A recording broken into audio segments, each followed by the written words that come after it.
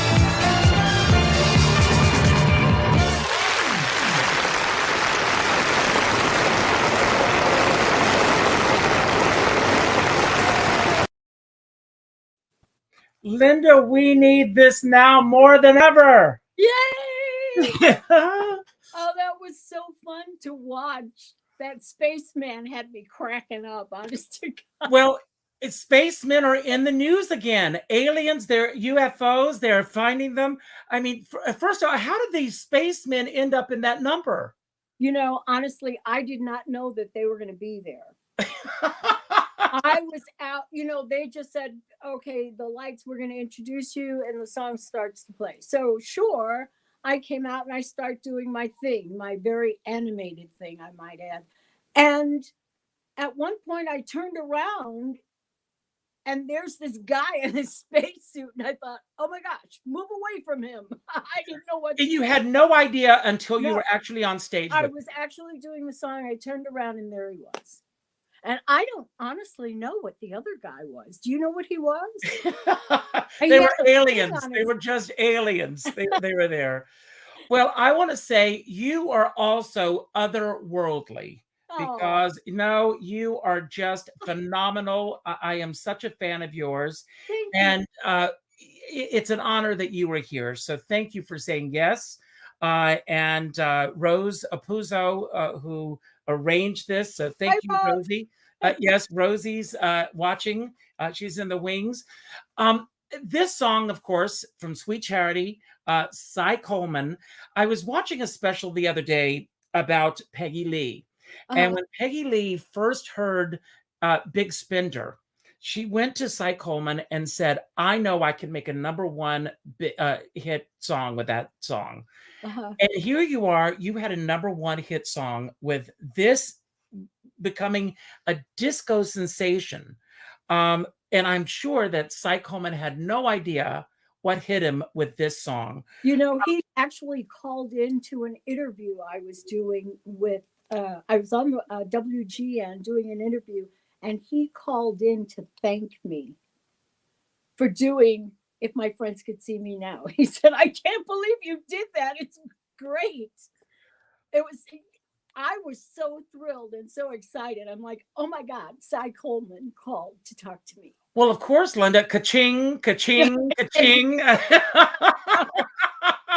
For sure. So, I mean, whose idea was it to do this disco version of If My Friends Could See Me Now? Because as I said earlier, and I'm not kidding, and I know you know this to be a fact, that, first of all, how can you not be on your feet after that arrangement? I agree. I totally agree. It's one of the best arrangements I've heard. Taking, especially a Broadway musical, taking something from a Broadway show and turning it into a disco song that was #1 in the world, not just here in this country, but around the world for 12 consecutive weeks. It was unbelievable. But to answer your question, I had been in the movie Sweet Charity many years before. And just as an extra, I had a little part, you know, so I would come in every day and do my part. And it turns out that we were looking for songs for my next album, for the second album. And one of the secretaries at the record company said, hey, why don't you do that song from Sweet Charity? What is it?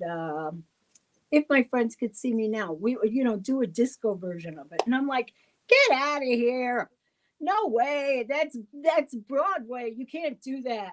And so the idea started going around, and Gil Askey, who was the producer, heard her idea and thought, wow, that could work. And he put together a track, and they called me in and they said, listen to this. And when I heard the track, I said, oh my God, that's my song. I loved it immediately. Loved it.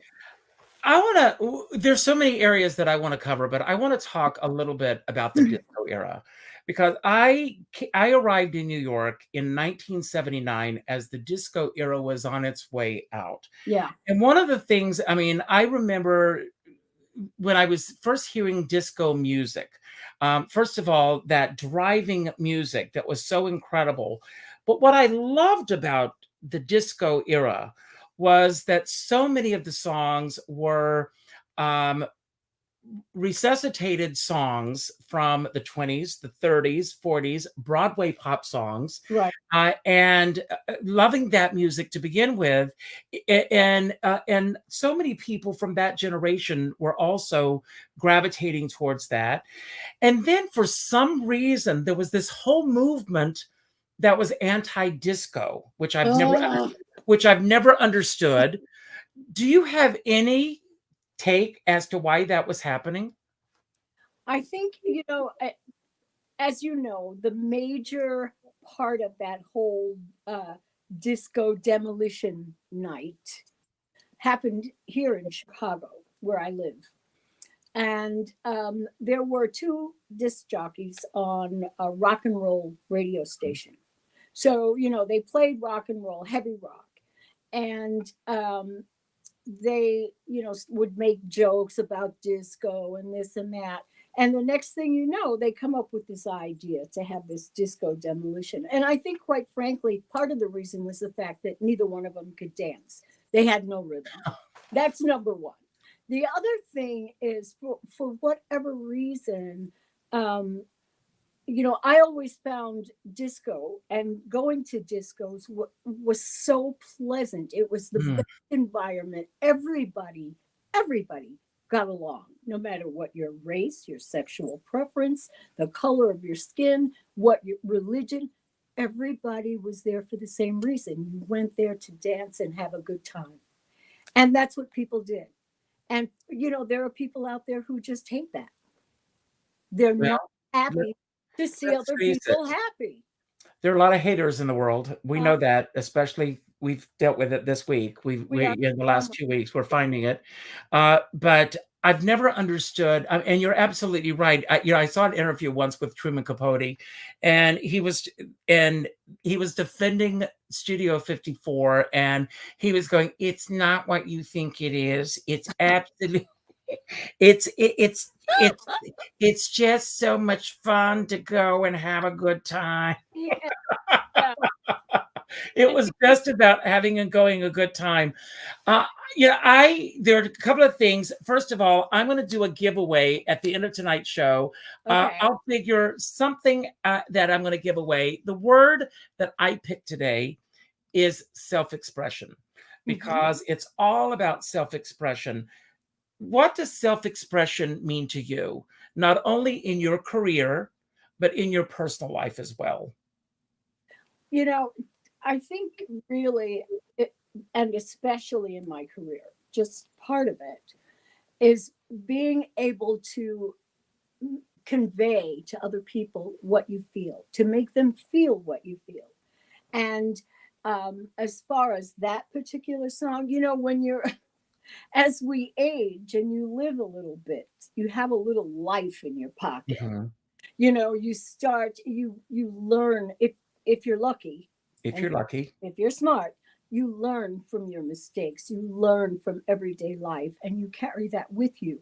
And, with a little luck, as I said, you can make people feel those things. So, each time I sing, if my friends could see me now, as an example, I like to think of the people out in the audience and the people who are listening that can relate to that song and go, yeah, boy, I remembered so-and-so from when I was in high school and my second year of college, and we did this and we did. That's precious, to have those memories, to have that kind of power to an audience to convey that to. I think that is the best thing in the world. So to me, self-expression for something like that would be it. Now, speaking of self-expression, I start my shows with a surprise question, a question that I don't even look at before I start the show. So I don't even know what I'm about to ask you. Oh, dear God. How's that for jumping off? Oh. And the question is, what's the thing that you like that creeps other people out? Wow. Isn't that an interesting question? Speaking is. of aliens dancing with you on stage. Well, that's Spaceman. That's Spaceman. Yeah.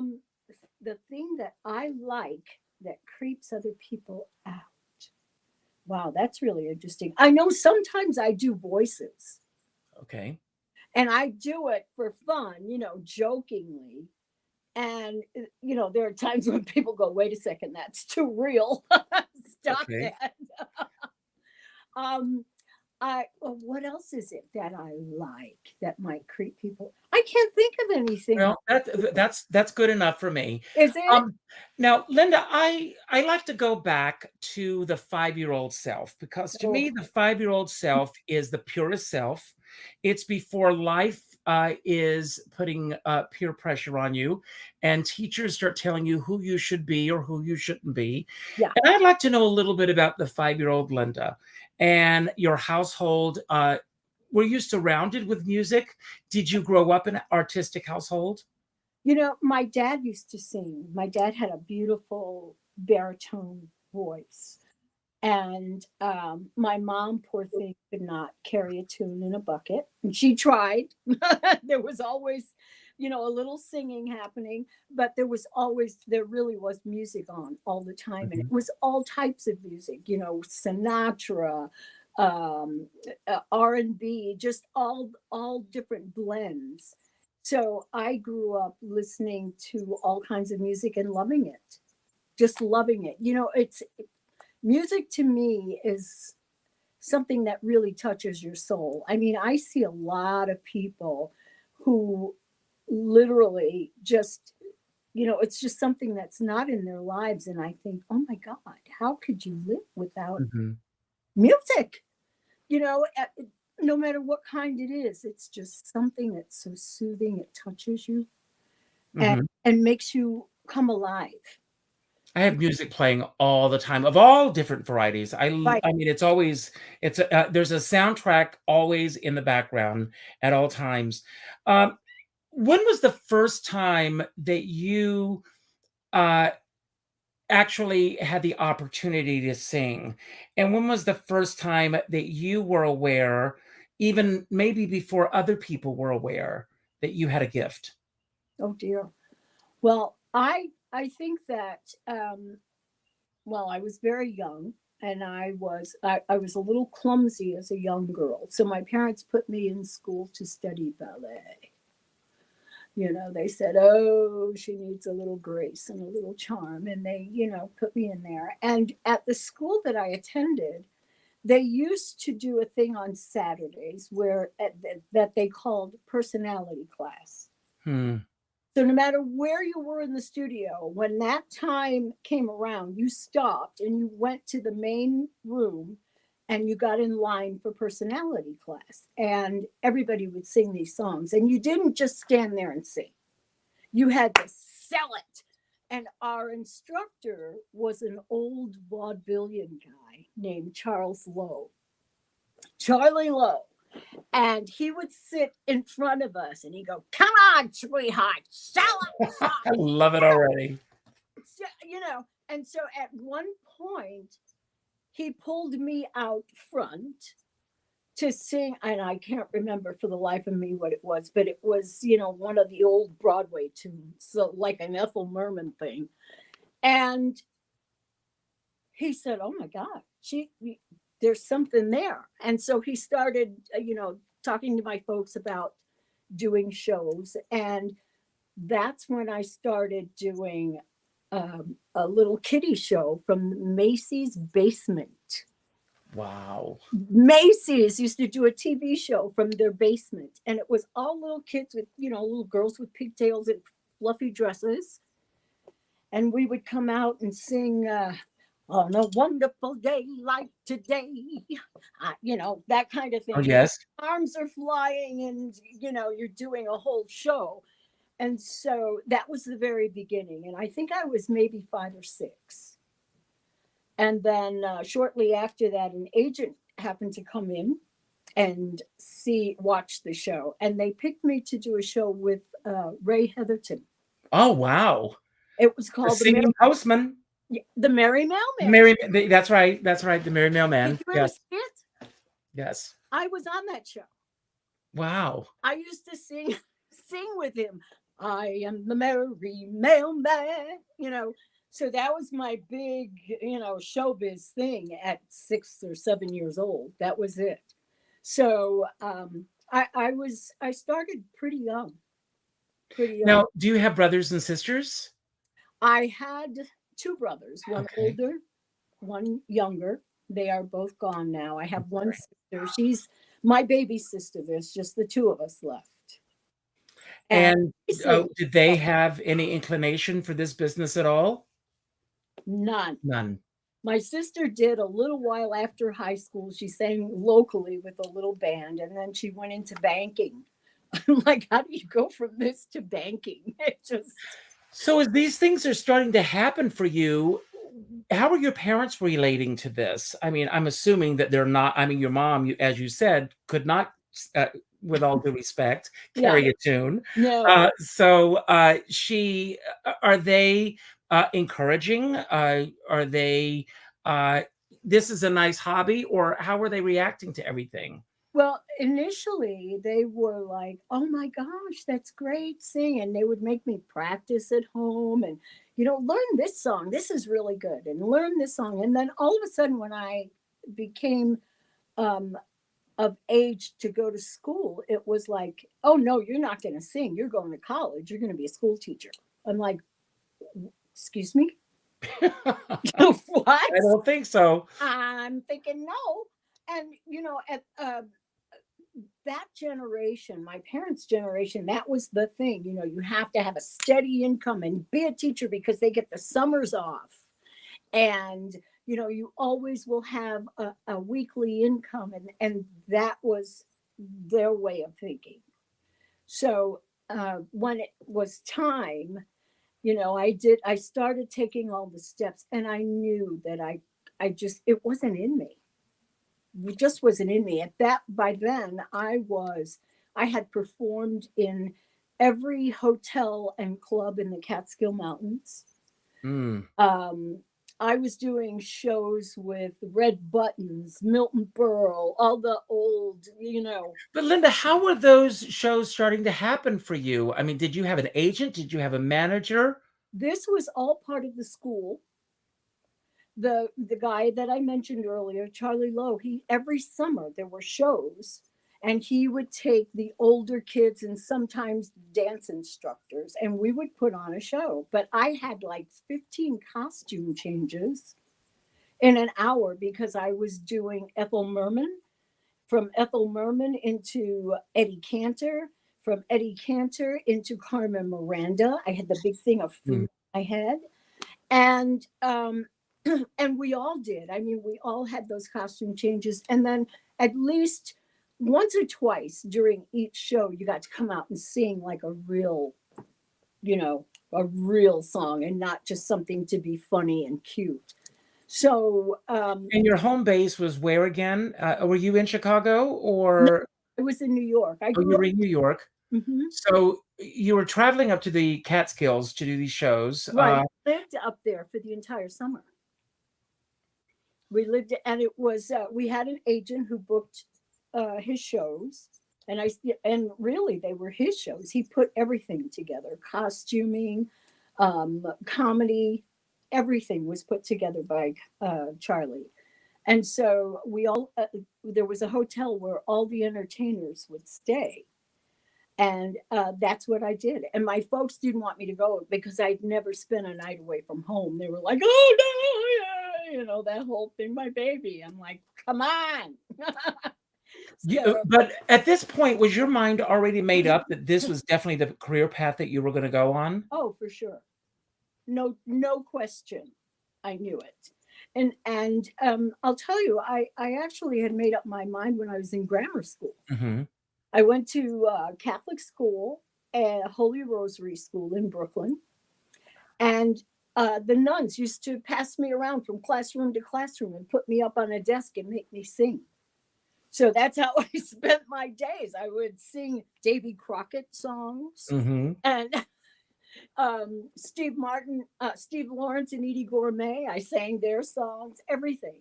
So I always knew that this was what I wanted.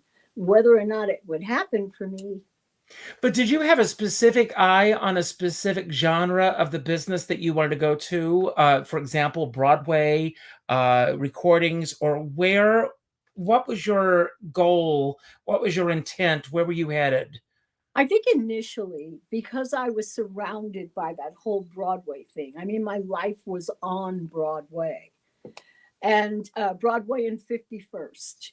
So initially it was Broadway, but I started finding out I wasn't a good enough dancer. I mean, I could do certain things, and my daughter tells me now, "Mom, you're cute, but you're still not a dancer." So I'm like, okay, but I wasn't tall enough to be a dancer in any of these shows. And, finally started to sink in. Okay, they're looking for dancers, singers, not singer dancers. And that makes a difference, when you're reading Variety and searching for these jobs.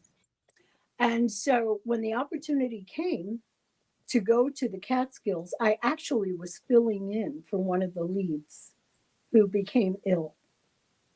And they said, "Well, you're the same size. You can wear her costumes." And I knew all the songs. So That always helps in this business. it does, like a movie.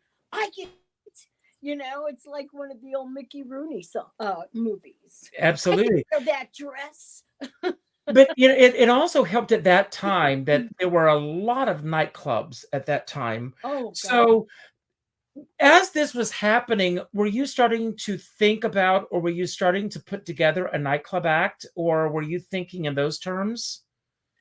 I hadn't started thinking in those terms yet. I think part of what led me to that was meeting a group in the Catskills. There was a group that they invited me to one of their shows on my one night off. And I saw their show and I thought, oh my God, this is incredible. They had 4 singers up front and 4 musicians. And the singers, the guys, 2 guys and 2 girls, the guys would do like a dance routine. It was like, they do the splits. They were all over the place. And I thought, this is amazing. And, everybody, they sang all types of music. I said, this is what I want to do. And they came to see my performance. And the leader asked me if I would join the group. And I thought, oh, does this guy, he doesn't know. Yes. And so I joined the group. And that's when I started to travel and work nightclubs, because I hadn't really thought about doing clubs, but that was the beginning. So do you consider that your first big break? Oh, wow. My first big break that may have led to something, I would say yes. I would. Even though I made very little money, I was so happy because I was doing what I loved. And what I'm loving hearing about your story is the fact that you paid your dues. You didn't you didn't just start out the gate, as an instant sensation. And in today's world, especially with shows like American Idol and America's Got Talent and everything, these kids are coming out thinking that they're going to be instant stars. Right. And they're not prepared for this. They have no idea. And I think, I have to credit the Catskill circuit for giving me something that you can't buy. Money can't buy that kind of education. When you're working in that type of situation and there's no time to go to the dressing room to change, you change in the wings. We would hear the band making mistakes because they were so busy watching us change that they weren't reading the chart. Nobody had time for that. It's like, I got to go because, again, 15 changes. But young people, the dues that they pay, and they will pay them eventually, it's not the same. It's not like what we did. It was a gradual climb. But also, the kids that are paying these dues now are paying them on a bigger scale than I also am in the business. We are not under the microscope that these kids are under. now as well. As your career is starting to unfold, obviously you start putting your team of people together, and the people start falling into your life. It's the people that you start to meet along the way that are the stepping stones along the way, whether it be agents, managers, arrangers. How are the things starting to unfold as you're moving beyond the Catskills and starting to get a name for yourself beyond that genre? Well, I'll tell you, I think that a lot of that might have been a little different for me as an African American woman in that era. We're talking late 60s, by the way. Mm-hmm. So at one point in my life, I was crowned Miss New York. And, I would love to say, and giggle and talk about how wonderful an experience that was, but it wasn't for me because people were not ready for a Black beauty pageant winner when she was competing against white girls. I'm so sorry to hear that. Oh, you have no idea. I mean, my family had to move. We had to sell our home and move because they threatened to kill us. Oh, God. They were going to blow up the plane if I decided to go for the Miss USA pageant, which was, of course, the follow-up to that. And I mean, it was just that kind of an experience. And so when I started traveling with the band, then I suddenly realized, well, this kind of stuff doesn't happen in New York. Why are people so mean? Nobody would rent a place for me to live. They wouldn't rent to me. We ended up in Florida, in a town called Titusville, which is like, almost across the road from where they used to shoot the rockets to the moon, all the astronauts. And the fortunate thing was there was a club there, and I had a trio by this time, and two of the guys from the group that I joined came with me. So I ended up with a trio, and we got this job. And I had to listen to people coming in and out, yelling to the stage, sing Wallace's theme song, and, saying the N-word and everything else you can imagine. And here's me standing up on the stage, trying to do my job. So, that experience made it very difficult to enjoy what was happening around me. And then, thank goodness I went on to California, but it was. What gives you the fortitude to keep going through that? I know obviously you want to, the desire to be an entertainer is deep down inside of you. But when you are up against that kind of bigotry, what keeps you going? Sometimes I wondered about that, Richard. I thought, I had to, at one point I said to one of the bartenders, I said, aren't there any, and at that time the word was Negroes. We've been many things. We were Negroes then. And in this area. And he said, well, you have to go across the tracks for that. So when Pearl Bailey was doing Hello Dolly and they were in Philadelphia, she stayed in a brothel. Yeah. Because the hotel, she couldn't get a hotel room. Right. I know I was invited to go to South Africa, and my husband, who is Italian, they said, well, he can stay in that hotel, but you have to stay in that one. And I refused to go, because when they first approached me about it and they said, there's apartheid over there. And I thought, oh, I don't know if I like that.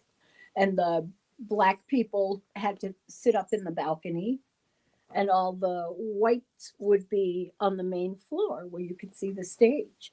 And I said, I'm not doing that. Either they integrate the theater or I'm not going. And so I didn't go. And, and when you're a struggling artist and somebody offers you like 2 fistfuls of money to do something and you turn it down, you're like, okay, girl, you did the right thing. But then you think, boy, I could use those Louis Vuittons and I know. I just watched a documentary on Nina Simone, and I Yeah. did not realize really how difficult she had it. yeah, oh, yeah.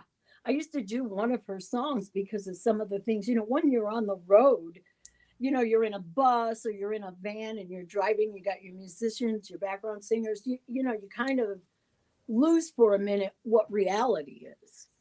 I mean, it's bad enough being in a business where yeah, and I know how difficult it is from this point of view yeah, of being in this business, but dealing with that on top of it, I mean, kudos to you. I just can't even imagine what it was. Yeah, well, I want to apologize, for no, seriously, but no, it is so absolutely ridiculous that we live in a country where it happened then and it's still and happening. it's still happening. That's the horrible part. It is still happening now. And I've had people spit in my food and serve it to me. I mean, and listen, there are a lot worse things that have happened to people. We considered I ourselves know, I lucky know. to get out of some areas alive. Mhm. But you have to, and the pain from something like that, I can't even describe it. It hurts. And you don't have to know the people. It's just so painful. If I But live to be you have 5,000 years old, I will never be able to understand. I grew up in South Carolina. ah, I am from the South, and okay. I witnessed it firsthand. When I was in the 3rd grade, our principal came into our school, which was a segregated school, Uh-huh. ask us how we would feel about having a Black teacher, which is how it was referred to at that time, the next year. And of course, it didn't matter to us. Yeah. There were parents that Fair. threatened to pull their kids out of school Sure. if that was the case the next year. And Miss Hickman, who was our teacher the next year, one of the most wonderful teachers in the world. But the prejudice that she got, believe it or not, was from the other teachers in the school. Of course. Children are not born racist. They are taught to be Mhm. racist. They learn it from what they hear in the house, from what they hear from their friends on the outside. But it's all over the world. Mhm. But here, it just blows my mind that here in this time and age, we're still going That through we're it. fighting, that we're still absolutely dealing with this. It's unbelievable. Well, I I think a lot of people, probably more than you would think, actually woke up a little bit with the George Floyd murder Mhm. because And the anniversary of that was this week. right, for Yeah. cameras now. You got your camera phone. But people didn't believe that Blacks were being treated that way. They didn't believe it. Oh no, that's baloney. Well, then they got to see. Mhm. So they got to see one, and then they got to see another and another. And you've got mothers crying, "Stop killing our children." Mhm.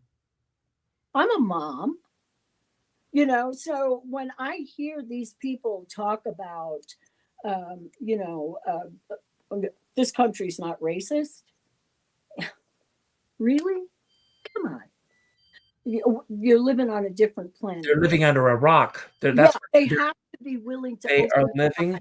But it's funny, and I've said this before, but I want to get back to your Yeah, career, well, but happy stuff. right here on my street, someone's got a flag hanging in front of their house that is so offensive, and I reached out to my town supervisor to say, is there something that can be done about this because of the obscenity that's on the flag? There are children that live on the street. And What? she said, we can't fight it. The law is not on our side. Wow. And it's just that. But and again, what you've gone through, and I'm sorry but getting that moment for you when you have your first, I mean, how many #1 hits have you had on the Billboard charts? Because they're just, I mean, you've I lost count. Which is an incredible thing to be able to say. I've had But a that lot. first time that happens, Yeah. Melissa Manchester, is a friend. I've asked her that first time that you hear yourself on the radio. Yeah. And it was a different time. And she said when she heard, Midnight Blue on the radio and pulling over just to stop and say, oh my God, Yeah. I'm on the radio. Yes. You remember that first time that you heard yourself on the radio? I do. I actually, I was about 14 years old. And there was a radio station that had a contest where you call in and sing a song and then people vote. And I remember singing Sam Cooke tune, A Change Is Gonna Come. And I won. So, and then they played the recording. They had me come in and they played the recording of me singing that song. And I thought, wow, I've made it. This is big. This is really big. I thought that was just incredible. But there have been, a lot of opportunities that came and went. Some things just didn't pan out. And but I always manage to get up and keep going. And that's what I raised my kids that way. If you fall down, you have to get up. Absolutely. Doesn't matter what it is, get up. And the issues I had in the 60s and, in Florida and all these other places and things that happened, no matter what it was, I made myself get up. Even if I had to go in another room and break down, I still got up. It's like never let them see you cry. Good for you. Don't do it. So there you have it. You were already well established when the disco era really hit. Do you remember the first time that you were in a disco and you see everyone on the floor dancing to one of your hits? Yes, I do remember that. And I'm going to tell you, I had done If My Friends Could See Me Now. That was the second album. And the president of the record company called me. And I was on my hands and knees washing the kitchen floor. And he said, your song is #1 in Billboard. And I hung up on him. I hung up the phone. I'm like, what a cruel thing to say. That's terrible. You don't tell somebody that, And he called back and he said, don't hang up. Don't hang up. I'm telling you the truth. And, when you go through lots and lots of bad things, when something good happens, sometimes you just don't believe it. And that's pretty much where I was. I'm like, get out of here. You're nuts. So he said, no, go get a Billboard magazine and you'll see. And sure enough, that song was #1. So at that point, they decided, well, she's got to go on like a promotional tour. And I went to New York and I'm, being driven around in a limo, hot stuff. I was very excited.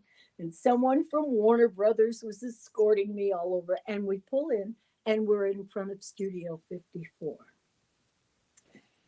They get me up to the DJ booth and, the place is packed, music's going. It's like everybody's having a great time.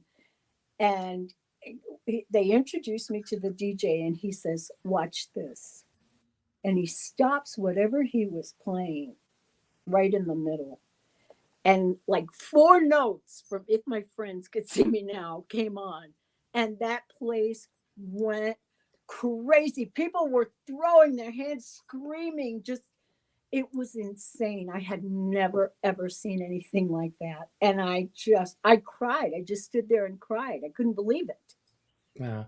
Have you been back to Feinstein's 54 Below? No, I've never been. I've heard about it. I've heard But about where are you? Where do you live now? Chicago. You're in Chicago. We've got to get you back to New York. You've got to perform at Feinstein's. I would love to do that. Absolutely love it. I've heard many, many good things about it. So We got to make it happen. We got to make it happen. I'm going to show another clip. okay. And then and then we're going to do some fun questions on the other side of this. So here's this clip, because the dream of every singer at that era was to be on Merv Griffin. American Bandstand. Yeah. So here it is, American Bandstand. Here it is. And I'm going to show this clip, and then we're going to talk on the other side of this. Okay. Hey, yeah. Oh, that's a pretty lady. We get you through the traffic pattern here. How are you? It's nice to see you. Were you Miss New York? Yes, long, long time ago. Not that long. You are, well, you're easy to look at, but more fun to listen to, I guess. That's the proper way to put everything in perspective. You can't learn to sing like that. You got to either have it or not, don't you? Well, I think I can only speak for myself, and I think it's been a lot of years working at it, you know. You mean there are techniques? It sounds like it just somebody punched the button and you did it. I think it's possible. I wasn't that fortunate, I don't think, but I think it can be done. You've been singing since you were a little kid? Yeah, 4 years old. What was your first job? My very first job, my goodness, I think it was a TV show with Ray Heatherton. I remember. That was, yes. Right. He is Joey Heatherton's, the dancer-singer's dad. Right, that was... What'd you do? The Merry Mailman show with him, and I used to come out and sing with little pigtails and go, I am the Merry Mailman. You got to pay your dues, my Yes. dear. What's been the most exciting thing that's ever happened in your professional life? Appearing before somebody you never thought you'd see in the audience, or a particular location, or making a record, or what? The most exciting thing has been this afternoon doing this show. This is exciting. If you got, wait a minute. If you say when you were a little girl you dreamed of doing the bandstand. No, I didn't dream of doing bandstand when I was a little girl, but I can remember. I used to sit in front of the TV set and I learned all the dances. This was when the show was from Philadelphia. And I used to go, oh yeah. And I tell people I'm from Philadelphia, that's why I dance this way. That's not true. No, it's not. I'm from New York. I'm from Brooklyn. Whatever you did, you've done it right. Would you sing another song? I would love to. Ladies and gentlemen, Miss Linda Clifford. That's so much fun. So I'm going to do a giveaway, and I'll figure out what it's going to be. So you'll have to get in touch with me. Self-expression is the word, and these are my wind down questions. And the first question I'm going to ask you is, what do you consider to be the most valuable quality in a friend? Oh, honesty. I agree. And we've talked about a lot of things tonight. My show is about celebrating, and I appreciate your honesty tonight. What is the most painful thing that you have ever gone through in this business, career-wise, and how did you get through it? I think one of the things that probably was most painful was recording. I actually recorded an album for. I was affiliated with a different record label at the time, and an album of songs written expressly for me. And when we took the album to the record company, they didn't like it. They didn't like it. And one of the songs on that album was All the Man That I Need by Whitney Houston. That was written for my husband and I. And we've been married now for 44 years. God bless you. Thank you. But they said, no, this album is too white. It sounds too white. It's, more, we want more R&B than pop. And I thought, this is so me. This whole album is everything that I'm feeling in my life. And they turned that down. So that was pretty brutal for me. Wow. And they didn't release the song, actually, for a long time. And then Whitney Houston recorded it, and Sister Sledge recorded it, and numerous other people I think maybe 5 or 6 other artists. So now that I'm performing again and out there on the stage, I sing it in my show. We got to get you to New York. I want to get you. I want to get you to Feinstein's 54 Below, and everybody here wants to get you here. We're going to make it happen. All right. What lessons did you learn in this past week to help make next week a better week? I think, in spite of so much hate and anger that's out there, I think the one thing that's reinforced within me is to continue to love people and to send that out to people, because I do. I mean, I just want that love back. So I think that's one of the things that works and well for me. We all need to do that. That's great. For sure. Give an example of the right words at the right time in your career. Ooh. The right words at the right time in my career. I remember going up to Shirley MacLaine once and asking her for a light. And did she say, I can imagine her saying, Linda, the light is within you. No, she didn't. She gave me a light. So, for that time, that might have been the right words.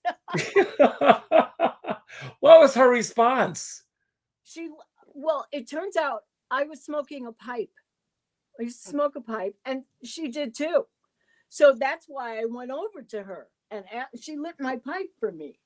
Oh, good for you. Yeah, and then we talked for a minute. I love it. It was great.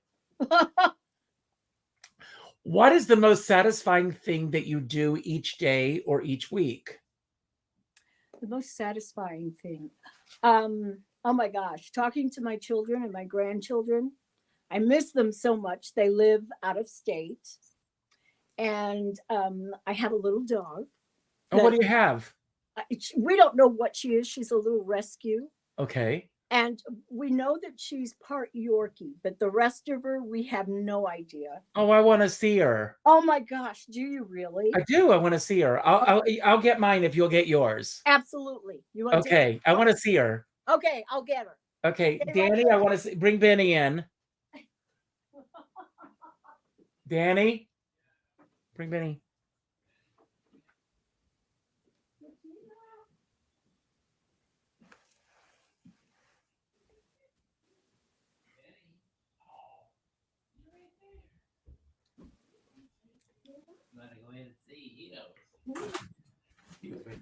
Thanks. I know. Hair's getting long. Oh, okay. Here's my baby. Oh, This is Pacina. Oh, cute. And who's that? This is Benny. Oh, and Benny actually dances to your music, but unfortunately you can't see. I'll send you a video of him dancing to your music. Wonderful. Yes. I love it. He loves to dance. Oh, He's a dancing fool. Yeah, that's great. So, when did you have the weakest self-confidence in your career, and what got you through it? I think shortly after that Disco Demolition event, that kind of set me back. It really set me into a little bit of a depression, because suddenly, all the work dried up, the clubs started to close down. And I thought, well, it's one thing that you don't like the music, but now you've stopped so many people from being able to make a living. You've promoted all this anger and hate towards music, which is the most ridiculous thing in the world.